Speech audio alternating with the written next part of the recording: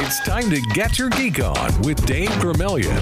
Ah, yes. Welcome here. I am Dave Gramillion. This is Get Your Geek On, powered by Southtown Games on Pleasanton Road near Loop 410, where your gaming family wants to welcome you. Here we will talk Star Wars, Star Trek, DC, Marvel, an awful lot of video gaming and esports. Really, all things geek that have dominated this little world of ours. You see, geek is not what it was 20 or 30 years ago. Geek is in. Geek is very in. Geek is now the mainstream, and we are here to talk the latest and greatest that is geek right here on 930 AM The Answer Talk Radio and 930amtheanswer.com. This is Season 2, Episode 24, and tonight, well, we hope you all have had a very happy Thanksgiving. We are going to welcome on a very special guest in just a minute or two. He is the owner of the Dallas Fuel, one of the Overwatch League teams way up there in North Texas.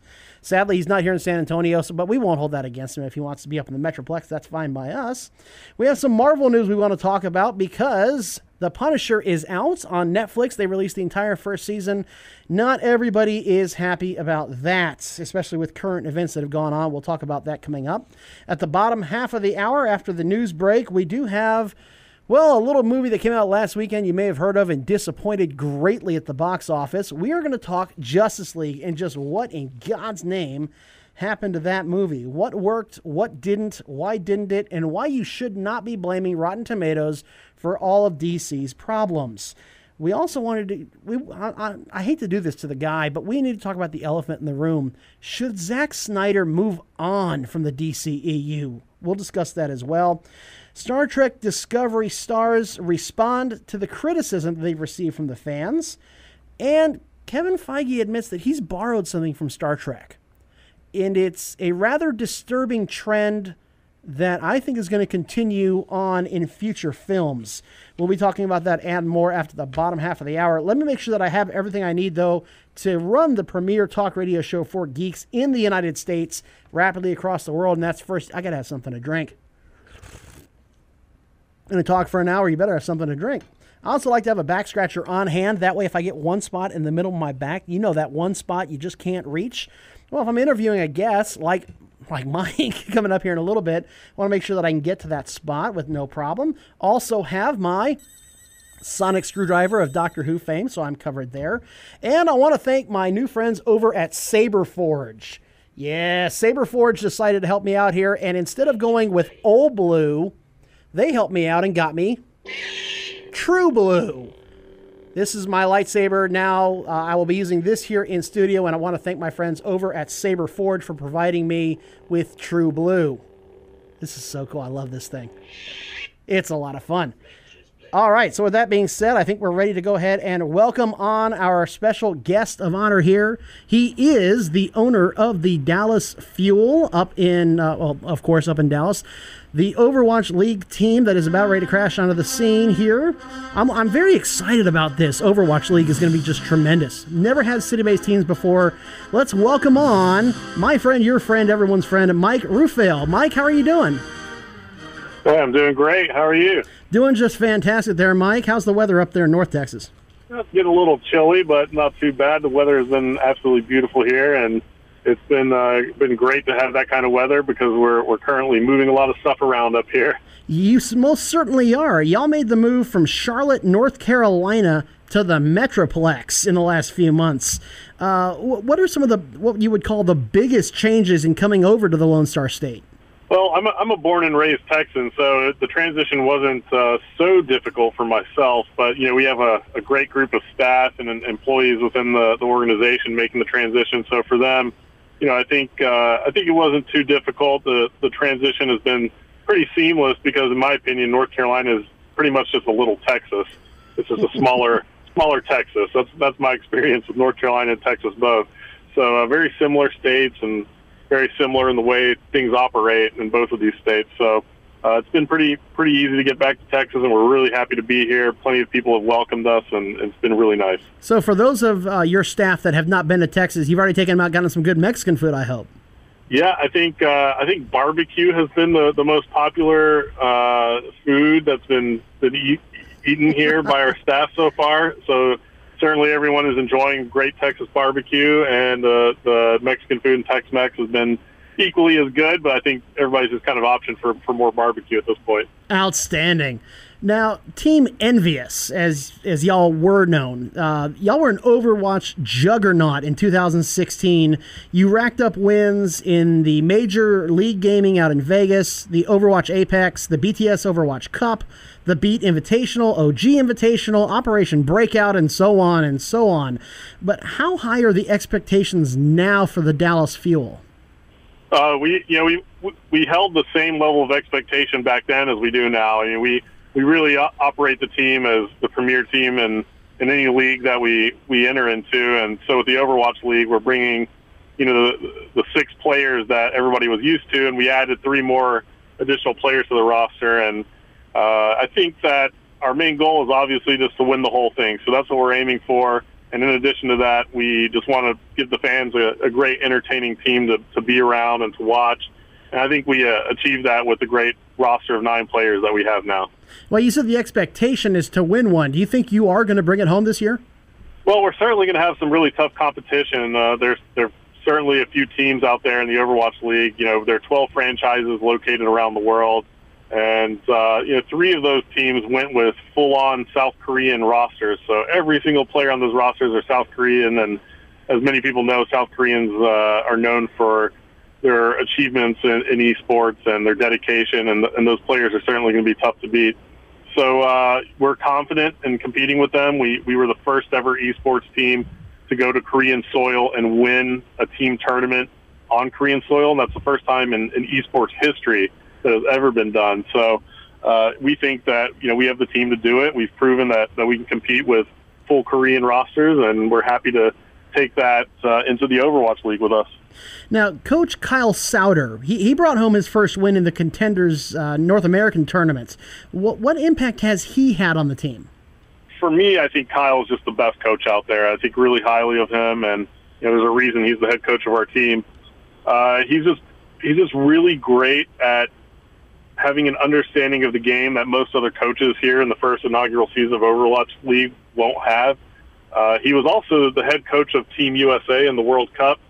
So he had a great performance in the World Cup with Team USA. They actually almost took out South Korea, and they had some very close games with them in the World Cup. South Korea went on to win, of course. But Kyle, we just think so highly of. He's done a great job of managing the personalities on our team and really just getting the team prepared to go into competitions. And I think, us going undefeated in the regular season of Contenders and ultimately winning the playoffs as well with a clean record, never losing a match, is just a testament to who he is as a coach. Now, speaking of that roster, it is, I think flexible would be an understatement, because 6 of the 9 members are certainly capable of multiple roles. There's not a lot of one-trickers out there. What led to this strategy as opposed to having players focusing on specific roles? Wow, that's a great question. It sounds like you know your stuff over there. So, yeah, it sounds like you're a little familiar with the team. Maybe just a little bit.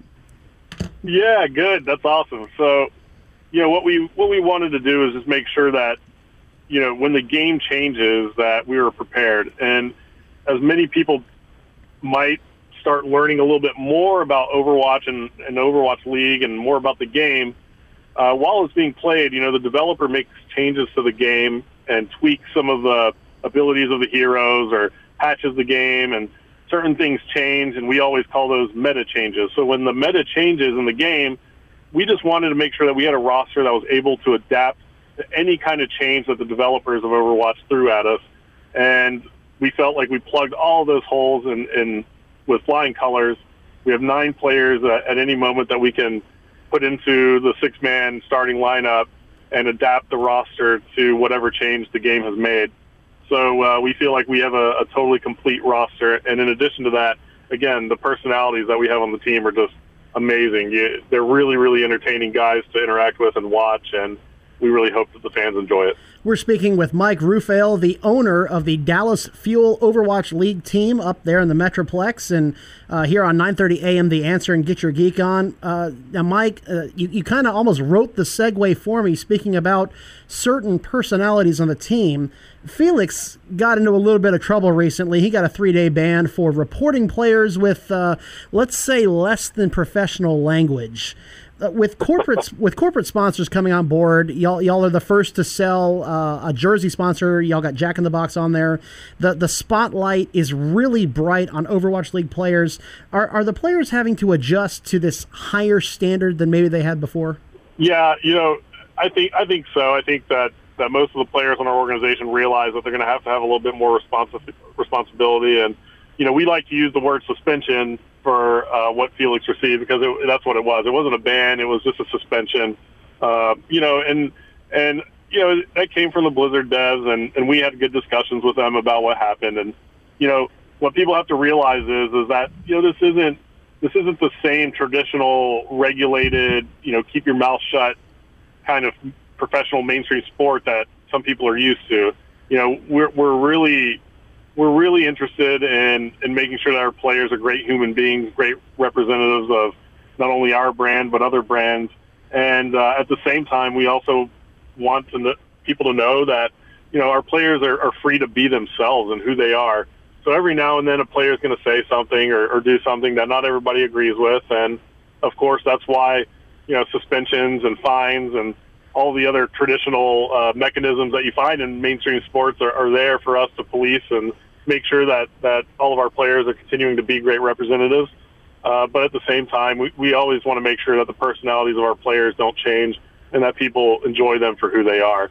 So Felix is certainly one of those players that has a big personality, but he also comes with a really big heart, and he's just a great person overall.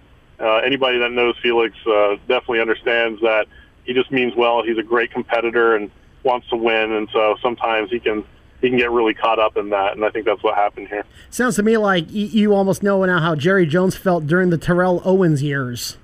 Yeah, I mean, I think our problems, with Felix so far, the shortcomings have been very, very, very mild compared to, what happened with Terrell Owens in his days in the NFL. So, like I said, I mean, we're standing behind Felix. He's a great representative for our team. He's a lot of fun for the fans to watch, and he's a great competitor, like I said. So I don't think in any way I would say I'm having problems with him. He's just an explosive character and a lot of fun. So sometimes he gets caught up in that. Well, now there's this other team in Texas that y'all share the state with down in Houston, the Houston Outlaws, and they declared on our show not too long ago that they were here to bring home the Overwatch League championships. That's what they were in the business for. And there certainly hasn't been any love lost between the Dallas Fuel and the Houston Outlaws, and y'all will face off in the first preseason match coming up in December. Now, in the past, I know that you said you wanted to stomp Philly. That was the term you specifically wanted your fan base to use. But what would a win against the Houston Outlaws mean to the Fuel? I mean, we obviously have a great rivalry in the past with the organization that's running the Outlaws there. And, I think it's just important for us to have a great in Texas rivalry, and that's what it's going to be. I mean, we're just going to have a lot of fun playing against them. And obviously we want to go out there and make sure we win. But at the same time, I mean, we're bringing, 3 or 4 big trophies over here to the Overwatch League, and they're bringing an empty cardboard box of achievements. So, we're just going to continue to try and make sure that we're just a step ahead of them and winning trophies when they're not. All right, so call your shot then. December 7th, 6 o'clock. Who's coming out of this one with the big W? I don't think they're taking a map off of us, but we'll see. They have a great roster. They put together a really solid team, but we're just trying to make sure our team's prepared, and we're going to focus on each match individually. Obviously, that's our first preseason matchup, so we're going to take it very seriously, and I think we're coming away with that win. I have to predict that. All right, this is Mike Rufail, the owner of the Dallas Fuel, the Overwatch League team up there in North Texas. Before we let you go, sir, who is the player to watch for the Dallas Fuel? Oh man, that's a tough question. We have like I said, we have 9 amazing players on the team. I mean, I think everybody brings a bit of their own element to the organization and really allows us to be a complete team.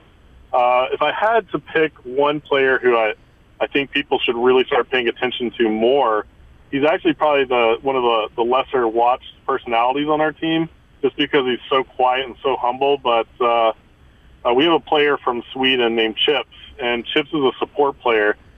He has tremendous skill, and it's something that I think a lot of people overshadow because of the role. He's a support role in the game, but he's certainly one of the best support players in the world. He has insane reaction and ability in the game, great positioning. He just really allows the other players to flourish. I think he deserves a lot more credit than what he gets. So I would have to say Chips. People should watch some of the gameplay from Chips more. And if you understand Overwatch and Overwatch esports, you'll learn pretty quickly how integral he is to our organization and our success. Mike Rufail, the owner of the Dallas Fuel, here on 9:30 a.m. The Answer, and Get Your Geek On. Sir, thank you for taking the time out of speaking with us. We're really looking forward to that first match against Houston. Yeah, we are too. I appreciate you guys taking the time to chat with me, and hope you all enjoy the show that we bring to the Overwatch League and enjoy all the games. Thank you, sir. You have a good rest of the night. Yeah, you too. Thank you. All right, so that was Mike Rufail, the owner of the Dallas Fuel Overwatch League, coming at you. It's right around the corner. I know we just had Thanksgiving. Trust me, you blink and the Overwatch League preseason is going to be here. It's going to be a lot of fun. I actually saw some of the Team USA versus South Korea action. I mean, it was really intense. It was a lot of fun to see, so I can't wait to see these guys in action. It's going to be a lot of fun. Let me go ahead and introduce the crew that we have here. My name is Dave Gramillion. I am the host here. I am donning my Star Wars Rebel Alliance hat. Thank you very much. So I got my Rebel swag going on. To my left, your right, as you look across the radio dial, you will see the man, the myth, the legend. He is the founder and president of the Star Wars Society of San Antonio. He's our minion, Peter Gonzalez. Hey-oo. Hello. And Minion, I'm seeing some resemblance here in my hat and your shirt. Yes, because I'm wearing my Pumpkin Spice Rebel shirt and my Rogue One cap. Excellent. All right. Further to my left, your right across the radio dial, you will see the man spinning the ones and zeros, our sound prognosticator. He is Goose. Thank you. It's good to have you guys here on this Saturday night. And Goose, what are you rocking? Because we talked about, we went to go see Justice League last weekend. Yes, we did. Yes. I saw it twice. Little Batman shirt. I need to wash my Superman shirts, to be honest with you, because I wore my major one when we did our review of Justice League. Yes, yes, you did. I do remember that one. All right, so that was a great interview. That was good. It was very good. A little parting shot there at the Houston Outlaws. I was like, ouch. The empty cardboard box of trophies. Ouch. Ooh, sick burn. That was nice. It's on. We're going to have to change their name to the Houston Toast because they just got burned. Ooh. Oh, boy. Here we go. All right. So with that being said, we're going to move on a little bit here. Quick reminder before we do, Overwatch preseason starts December 6th. Dallas plays Houston December 7th at 6 o'clock Central Time. Let's go ahead and we're going to talk, in the little bit of time we have left, we're going to talk some Marvel news.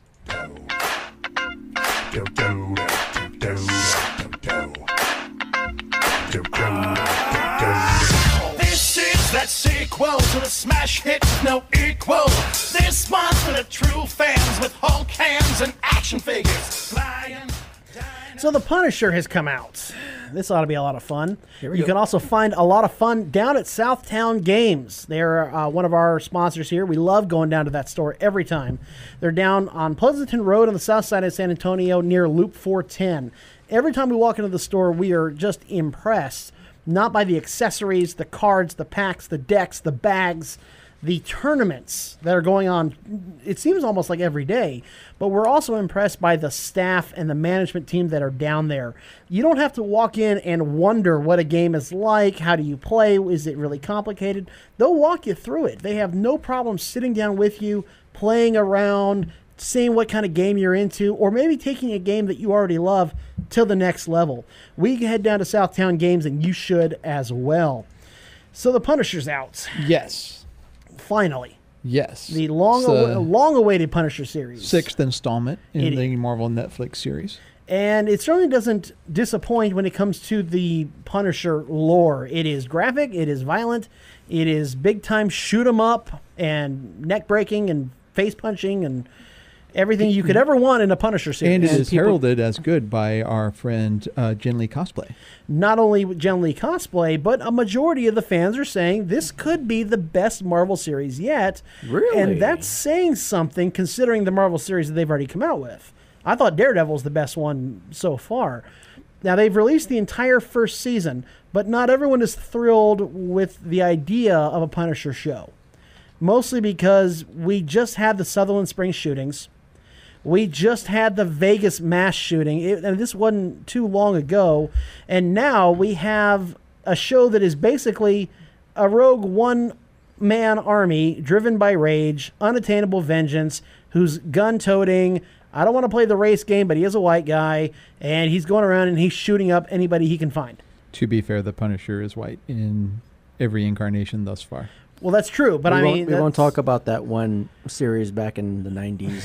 We won't go there. No, let's not do that. Let's not. But please. in most mass shootings, it's the same way. Yeah. So a lot of the media out there are like, ooh, timing. I don't know about this. The Punisher has always been a controversial character. Always. That's true. When he first came out, he didn't have his regular one-shot series. He was in like the Amazing magazine. Spider-Man. Yeah, he started out there, but then, in order to have more of the graphics and stuff like that, the graphic nature of the character, he had like he was in those little magazines at one point, and that was the only way to tell his stuff without getting the Comics Code Authority all riled up. Because remember, in the 70s, you had this Comics Code Authority that actually had to approve things, and you saw the little emblem on the cover, approved by the Comics Code Authority. Now, the media is freaking out about this because there are a bunch of New England intellectuals who freak out about everything because that's what sells, is to freak out. That's just what they do. And I'm not saying that you watch the series and you're going to want to go shoot up a shopping mall.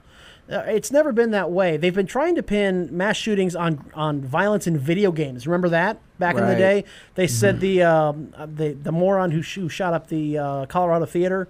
They tried really hard to pin that on graphic video games. And even then, back when in the Columbine shootings, they were trying to pin stuff on music, and they tried to pin some stuff on Marilyn Manson. Not that I'm a Marilyn Manson fan. No, but but Marilyn Manson did say something rather interesting when he said that.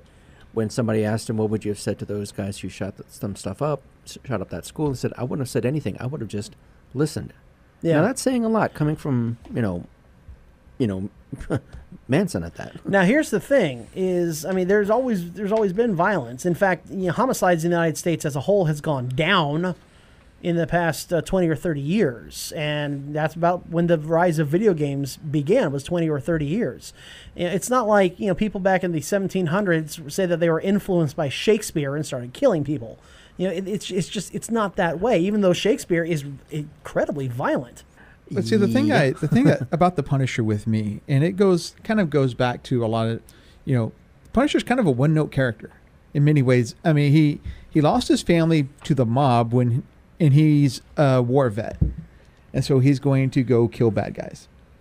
Yeah, that's about right. It's a lot of people will compare the Punisher to, say, Batman, but I think he has more in common with some of the vigilantes like Bernard Getz. Or like Vigilante. Yeah, well, yeah. Let me see. I think he's Batman if Batman didn't have that one rule. I think he has more in common, maybe, say, with the Shadow. Yeah, without the resources. Yeah, I can see that. But needless to say, the media is going to make a big case out of this, but it's really not. I don't see the connection. And to be fair, there really isn't a good point to not air this. It's not like Netflix is going to say, well, we really shouldn't do it now. Let's push it a month, and then there'll be a bad weekend in Chicago, and let's push it another month. And to be fair, it's not like it's on ABC where kids can happen on it. It's on Netflix. So you're going to have to go look for it, and you're going to have to press play on it. It's not something you're going to find by happenstance. And I don't think, by nature, any Netflix series is one that mom and dad are going to sit down with little Johnny and Susie and their 6-year-old kid and say, "Hey, let's watch Jessica Jones. That sounds like a nice family picture." No, I don't think that's going to happen anyway. But then again, also getting back to the character of the Punisher, even among the Marvel universe, all the other characters are kind of weary of him. They're not sure what to really think of him. And the show itself, from what I've heard, is really good. Yeah. I'm sure it is. I don't think people should not watch it, and I haven't heard anything like there's a boycott or they shouldn't show this now, or maybe after the holidays when it's not Santa season. Well, I haven't heard anything like that. In all fairness, I always thought that Die Hard was always a great Christmas movie. It is a great Christmas and movie. and Lethal Weapon 1. Yeah. Yep. Those are great Christmas Now, movies. of course, if The Punisher is not your bag, there are also 2 Marvel series that are out or coming out. The Runaways started on Tuesday with the first 3 episodes on Hulu, and it's going to be new episodes on Tuesdays on Hulu. And let me dispel something else while we're kind of just in the mood of dispelling myths. There is a rumor that went around on Thursday, and it was late Thursday afternoon when I first heard about this, that Joss Whedon was leaving the Batgirl project. That's what I heard, and here's the kicker. It's clickbait, and the articles themselves, Screen Rant, which is pretty reliable, even admits in the article itself that they wrote. That they said that the rumor they got was from really shady site, and the rumor they got was from an unnamed source from several months ago. So, but of course the media runs with it. Uprocks.com ran with it. Screen Rant ran with it. Comicbook.com, they ran with it. It's pure rumor and speculation that they themselves admitted. Now look, I understand the need for clicks. I get that. I really do. And there is nothing short of Kathleen Kennedy resigning from Lucasfilm that will get more clicks than anything related to Joss Whedon. But don't be duped. Don't be fooled. Joss Whedon is not leaving the Batgirl project anytime soon, unless something just substantial happens. But it's the worst type of clickbait. Just don't go for it. Now, I mentioned Runaways. Of course, December 1st is a 2-hour season 5 premiere of Agents of S.H.I.E.L.D. So that's, if The Punisher's not your bag, but you still need your Marvel television fix, you have The Runaways on Tuesdays and Agents of S.H.I.E.L.D. on Fridays. Agents of S.H.I.E.L.D., we said season 5? Mm-hmm. Okay, so that's season 5. What's going to be the big thing about this season? Have they said it's going to be Agents of S.H.I.E.L.D. in space? Oh, God, that's right. Okay, are they going to run the swine trek up there by any chance? I don't know. Okay. Honest opinion, are they jumping the shark here? No, because jumping the shark was in many ways, Ghost Rider was almost jumping the shark. Almost. True. With this one, it puts the team in a different environment. They're not doing the same things the same ways. They're having to learn how to operate in a new environment with new people, because they're going to introduce several new characters. Now, my wife and I have recently started watching Supergirl. I've tried to get her into it before, and it just hadn't gotten quite there yet with her. But once we saw the pilot, bam, we were hooked. Mm-hmm. As soon as we saw the pilot, we wanted to watch more and more. It's not nearly as cringy as I thought it would be. There are a couple of messages early on, feminist messages, environmental messages that they're trying to push, but then it kind of goes away and it becomes a really solid show. Cat Grant is my new favorite character. I love Cat Grant. Speaking of DC, coming up after the bottom of the hour news break, what in God's name happened to Justice League? We're going to talk the good, the bad, the ugly, just how ugly it can be, and is Zack Snyder, should he move on from the DCEU? Got all that and more coming up right after the break here on 9:30 a.m. The Answer and 930amtheanswer.com. Alrighty, welcome back from the bottom of the hour news break. This is Get Your Geek On 9:30 a.m. The Answer Talk Radio, powered by Southtown Games on Pleasanton Road near Loop 410 on the south side of San Antonio, where your gaming family wants to welcome you. I am Dave Gramillion, and if you missed the first half of the show, we had an excellent interview from Mike Rufail of the Dallas Fuel, the Overwatch League team who has called his shot against the Houston Outlaws. They will play on December 7th. You can also hear that and much more at our archive, 930amtheanswer.com, and also getyourgeekon.org. We want to wish everyone out there a very happy Thanksgiving. Just in case you didn't get enough of your food coma out there, we know everyone out there hopefully has had a very safe and happy Thanksgiving. Also, we want to go ahead and start diving into, well, all right, let's just go ahead and we're just going to go right into it. Let's just talk some DC news.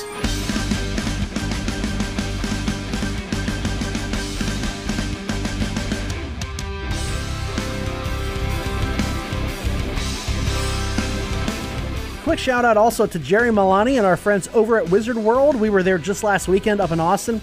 Had a terrific time up there. Really, I mean, that was just... I keep trying to think if there was a really bad moment.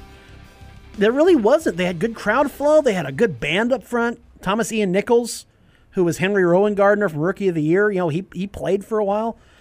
It was fun. All pictures are up on our page, by the way, if you haven't had a chance to see them. That's right, up there on our Facebook page, facebook.com/GYGO Radio. So you know where else is a fun place to go? Where else? It's our friends over at Laser Legend. Very true. Laser Legend on the north side of San Antonio is up there near I-35. They're off of Lookout Road in 1604. That place is just tremendous. That's a lot of fun out there. Kids have been out for the break, so hopefully you were able to stop on by. There's a Christmas break coming up, so you want to go ahead and head on over there as well. 4,000 square foot video arcade. They've got pizza. They have the Photon Torpedo, which is all sorts of nummy goodness. They have a 2-floor laser tag arena, party rooms. It's just, I could go on and on and on. And they have one corner blocked off for Dave because that's where he likes to sit. Yes, I do like to employ strategy and tactics when I own you. When I just sit up there and I just shoot you with no remorse and no mercy. Camper. No. See, if this were Overwatch, I would have the trophy and you would have the cardboard box. Ooh, burn. Thank you. Maybe not a burn, but still. Alrighty, so let's talk about what happened. In the name of God, what happened to Justice League? It was expected to bring home about $120 to $130 million opening weekend. Goose, you called 150, as I recall. I did. Minion, you called 120, and I did. And I called 125. Something like that. You called 130. I called 130, and Minion called 125. Yeah.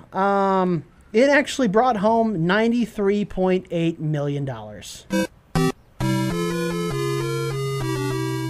I don't think anybody saw it. I mean, it's kind of a joke. Not as much people saw it as we would like to have. Well, that's true. Well, keep in mind, we still have the Thanksgiving weekend, so it could still make a comeback. Yeah, I mean, people may have waited till this weekend to go see it. It's possible. Let's look at the second week. As a joke, I wanted to call 90 million, but it was a joke. If it had been the Price is Right rule, you still would have been wrong. Well, that's true. But still, nobody saw it making less than 100 million. It is the first DCEU film to make less than 100 million opening weekend. It's the first one out of 5. That includes Suicide Squad and Batman Superman. Think about that for a minute. This is the apex. This is their version of the Avengers, and it brought home the least amount of money. So I'll tell you why I think that is a little bit later. Yeah, we're going to get into that here as well. God. It made $27.2 million fewer dollars than Thor 3. That's not cool. $27.2 million less than that. Oh, God. Now, depending on the drop-off, most movies experience around a 40% drop-off. Some movies a 50%. If it goes much more than that, it might only bring in $200 million domestically. Hey, Minion. Yo. Let's go see it again this weekend. Why not? Bump up the numbers a little bit? Just a little. Trying to? Sure. Now, IMDb, which is their user ratings, they gave it a 7.4 out of 10. Rotten Tomato users said 4.2 out of 5. So it seems to be generally well-liked. So how come not everyone went to go see it at the box office? I mean, The Last Jedi's projected to make like 180 to 200 domestically. Well, in my opinion, I think some people were just waiting for this thing to fail, and I think Rotten Tomatoes was just a little biased. Just a little biased? I'm being, nice here. But I went to go see it when we came back from Wizard World. I figured, what the heck, let me go check this out. I had a great time. I mean, if you're going in there expecting Shakespeare, this is not the movie for you. To say the least. I mean, there was a couple whoa moments for me when I went to go see it. But, I just went in, no expectation, just came in, wanted to see a great movie, and I had fun with it. It almost could be Shakespeare. You could have Bruce Wayne saying, Superman, wherefore art thou, Superman? Well, there were some scenes that are laugh out loud funny. Mm-hmm. There are some scenes where you're like, oh, no, he didn't. And then there was that scene where Amy Adams is sitting down with Diane Lane, and you're like, why is this even here? Why is Lois sitting with Martha? I honestly, hold on, now tell me if I'm wrong. I honestly can't remember what that scene was about, other than it might have had something to do with them pining over the death of Clark. Was that it? It's Martha. And Lois, but seriously, do y'all remember what they talked about? Yeah, they just talked about was that Lois not being ready to go back to being the hard-nosed investigative reporter, And Martha having to give up the farm. Yeah. No, she didn't sell it. The bank foreclosed on it. Yeah, bank took By the way, spoiler warning. Yeah. Just saying. Oh, Minor spoiler. well, that's minor. spoilers. It's not like we said that super. Oh, well, yeah, we should probably shouldn't get into So that. a couple of reasons. One, 2 weeks away from Thor. So people, depending on people's pay schedule, may have had that issue. Perhaps. One, the weekend before Thanksgiving. So maybe they're waiting for this weekend to go see it because they're going to go see it as a big, large family. That could be as well. They're waiting for all the family to get together and go see it. So it'll be interesting to see if it makes a little bit of a bounce or if the drop-off is not as severe as it should be. Now, in my opinion, the poor reviews may have had something to do with it. It's possible. But keep in mind also, Warner Brothers has a minority control of Rotten Tomatoes, so that would be kind of weird. In my opinion, though, the two greatest factors as far as why this movie did not just make gangbuster money, one is Netflix and Blu-ray. Nobody wants to shell out $30 to take their date to go see a movie in the theater and hear this. People playing with, their candy wrappers and popcorn and whatnot when you can get it at home, and take bathroom breaks when you want. You can hit pause, no problem. And also, the second one is that there just wasn't a lot of excitement for the characters. The DC experiment of doing this backwards from Marvel did not work. Now, I wrote an op-ed about this, and everybody thought that I was talking about the movie was the experiment, and they said, oh, yeah, you don't like the movie. No. But he didn't like the movie, I'll just tell you that right now. Well, the movie wasn't the experiment. The experiment was how Marvel did the standalones and then Avengers, and DC did Justice League, and then they're going to do some more standalones. They had one standalone. They had one out of 6. Then they did a team-up. Then they did another team-up. Yeah. And then they did a standalone. And then they did another team-up. And it didn't work. No. It didn't work. I wasn't excited, and I think the general public was not as excited to see Cyborg, Flash, and Aquaman with no standalones, as opposed to seeing Hulk, Iron Man, and Thor, and Captain America, and Hawkeye. They wanted to see all these guys come together. I don't know anything about this Cyborg and this Flash and this Aquaman. Unless maybe you've read the comics, but for like the standard, if they would have followed the Marvel method of just kind of leading into it, I don't think it would have worked. I think it would have. I think it would have worked. It would have worked better. I think, honestly, we needed a Flash movie. The way they're telling Aquaman, we didn't necessarily need an Aquaman movie. And we didn't need a Cyborg movie because Cyborg's origin is inherent to the plot of Justice League. But part of the problem, though, again, is that, so what did they do without these standalones? They spend the first 2 acts of the movie shoving as much exposition and background at us as possible. Okay. However, also in the case of The Flash, don't forget, you still have the TV series. But the TV series origin and this origin are very diverse. Right. Because there are certain things that in every other origin of the Flash, Barry has already gotten to before he's where he's at in Justice League. That's right. Right. And without giving spoilers, he's not at the same point in the movie that he is in other series, not even in Supergirl. In every other... No, I'm just talking about his life story is much more further along, and he actually has certain things in place which allow the origin to make much more sense compared to this movie where it's like, wait, hold on, how did that happen then? Now, let me just say this, okay? I did not think the movie was bad. Okay, the movie is not bad, and I'm glad I saw it in the theaters once. Yeah. But I said the same thing also about Batman Superman. In the theaters, it was, okay. I said the same thing with Man of Steel. I'm glad I saw it in the theater once. But here's the thing. Should it have been better?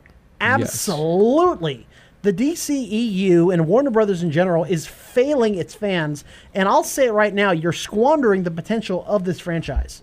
Because nobody else is going to be able to make a Superman movie for like the next 10 years without it immediately being compared to this. You have to give it time to breathe, much like how there wasn't a Spider-Man reboot for 10 years. You had to give it time to breathe. And so this is it, DC. This is your one shot to get this franchise right, and you are squandering it. You're sitting on it. You're not letting it develop.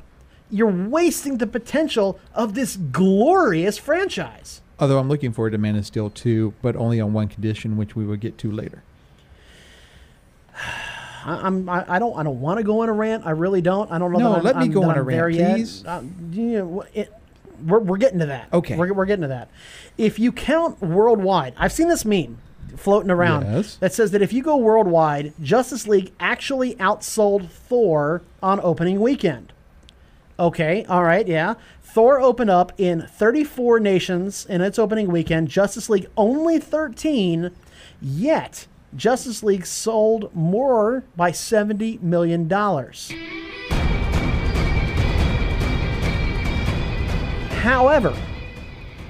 However, Justice League opened in China on its opening weekend, and Thor did not. When Thor did open in China, it was its second week, it outsold Justice League. So, yeah. For those of y'all saying, see, worldwide it's better than Thor. Sorry, Thor still wins. I'm sorry, it still didn't work out.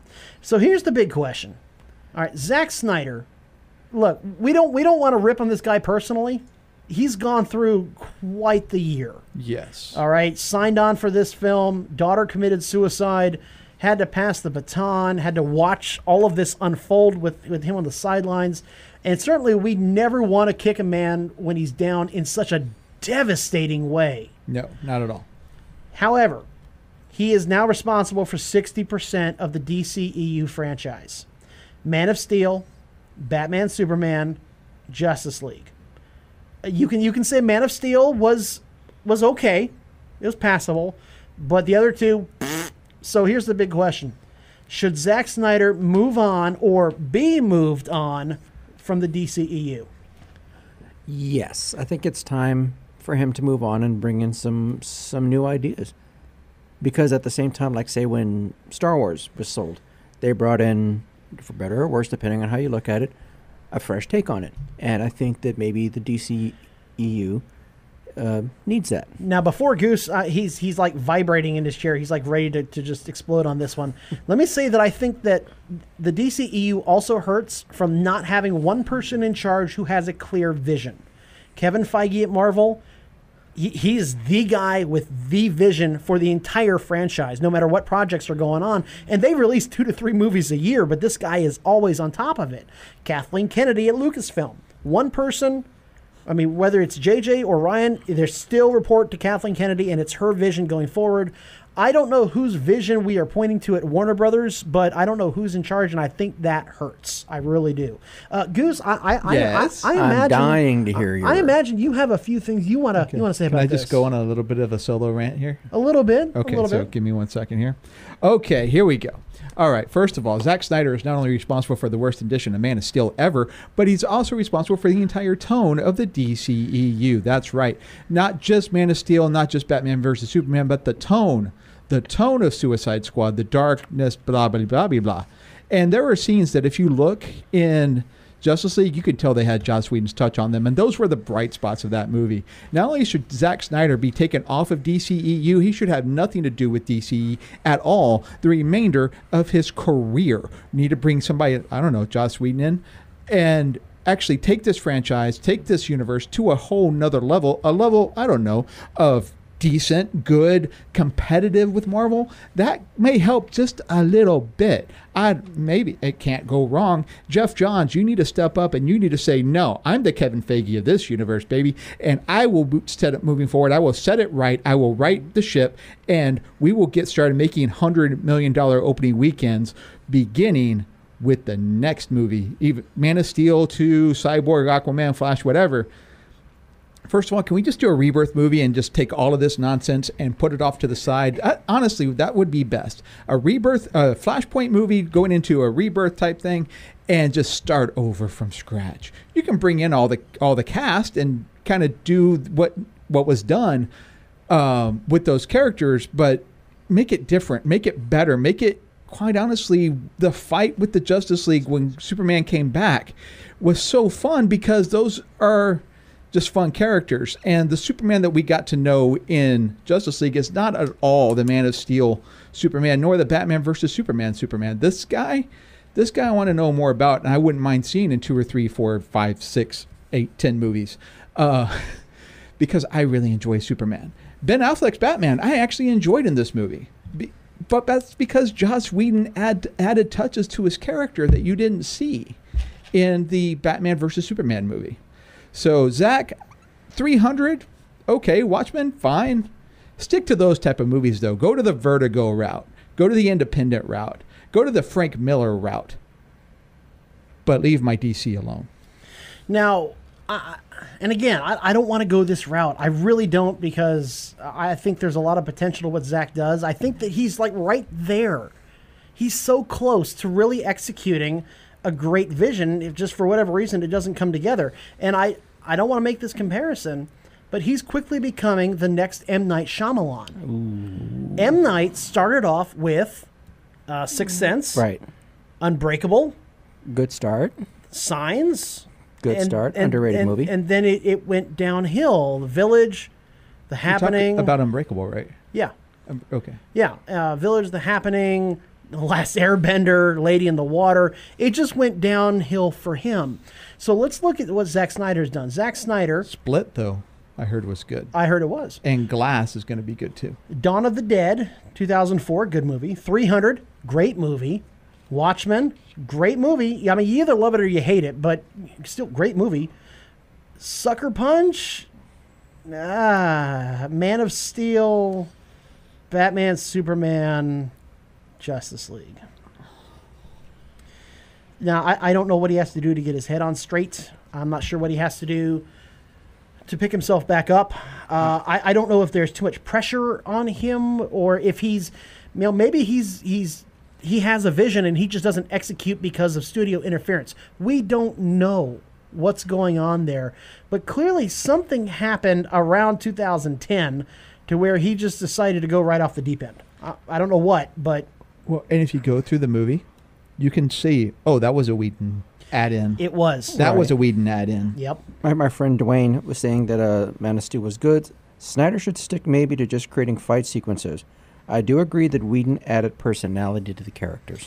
So that's...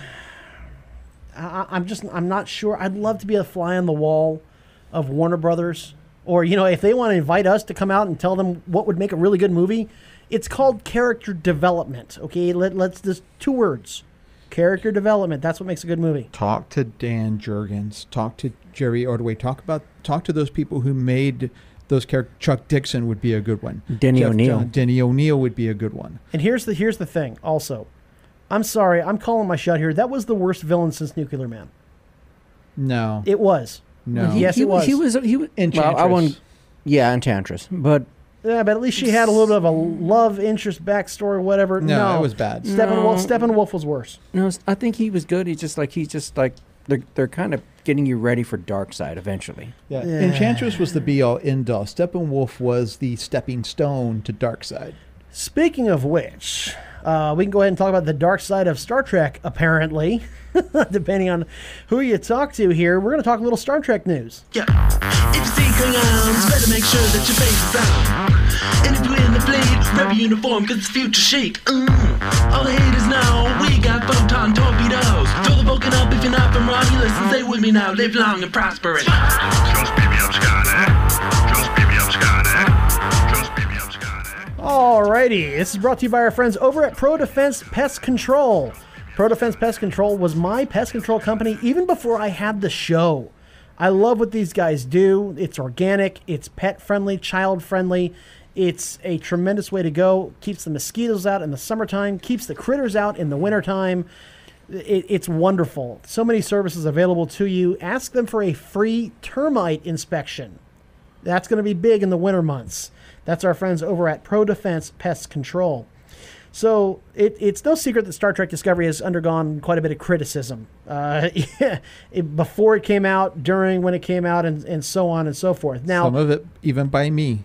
Now, to be fair, a lot of fans have warmed up to it for the most part.